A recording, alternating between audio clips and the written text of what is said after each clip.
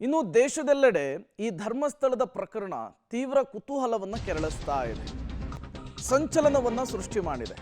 High command ಮುಂದೆ status report ಅನ್ನು ಇಡೋದಕ್ಕೆ ಪರಮೇಶ್ವರ್ ಅವರು ನಿರ್ಧಾರವನ್ನ ಮಾಡಿದ್ದಾರೆ. ಸುರ್ಜೇವಾಲಾ ಭೇಟಿ ಮಾಡಿ ಇಂಟರ್ನಲ್ ಫಸ್ಟ್ ರಿಪೋರ್ಟ್ ಕೊಡುವಂತಹ ಸಾಧ್ಯತೆ ಇದೆ. ಕೇಸ್ ಸ್ಟೇಟಸ್ ಬಗ್ಗೆ ಮೌಖಿಕವಾಗಿ ಪರಮೇಶ್ವರ್ ವರದಿ ಕೊಡುವಂತಹ ಸಾಧ್ಯತೆ ಇದೆ. ಈಗಾಗಲೇ ಸದನದಲ್ಲಿ ಮಧ್ಯಂತರ ವರದಿ ಇಲ್ಲ ಅಂತೇಳಿ ಗೃಹ ಸಚಿವರು ಸ್ಪಷ್ಟನೆ ಕೊಟ್ಟಿದ್ದಾರೆ. ಹೈಕಮಾಂಡ್ ಮುಂದೆ ರಿಯಾಲಿಟಿ ರಿಪೋರ್ಟ್ ಅನ್ನು ಇಡುವಂತಹ ಚಾನ್ಸಸ್ ಇದೆಯಂತೆ. ಇನ್ನೊಂದು ಕಡೆ ಡಿಸಿಎಂ ಡಿಕೆಶಿಯಿಂದ ಧರ್ಮಸ್ಥಳದ ಧರ್ಮಯಾತ್ರೆಗೆ ಪ್ಲಾನ್ ಆಗಿದೆ. ಸುರ್ಜೇವಾಲಾ ಮುಂದೆ ಪೊಲಿಟಿಕಲ್ ಕ್ಲೈಮ್ ಮಾಡಿ ಪರ್ಮಿಷನ್ ಅನ್ನು ಪಡೆಯುವಂತಹ ಸಾಧ್ಯತೆ ಇದೆ. ಹೈಕಮಾಂಡ್ ಗ್ರೀನ್ ಸಿಗ್ನಲ್ ಕೊಟ್ಟರೆ ಗಣೇಶ ಹಬ್ಬದ ಬಳಿಕ ಡಿಸಿಎಂ ಮತ್ತು ಪರಮೇಶ್ವರ್ ಧರ್ಮಸ್ಥಳಕ್ಕೆ ಹೋಗುವಂತಹ ಚಾನ್ಸಸ್ ಇದೆ. ಇತ್ತ ಹೈಕಮಾಂಡ್ ಮುಂದೆ ಸಿಎಂ ಸಿದ್ದರಾಮಯ್ಯ ನಿಲುವು ಪ್ರಕಟಿಸ್ತಾರಾ ಅನ್ನುವಂತಹ ಕುತೂಹಲ.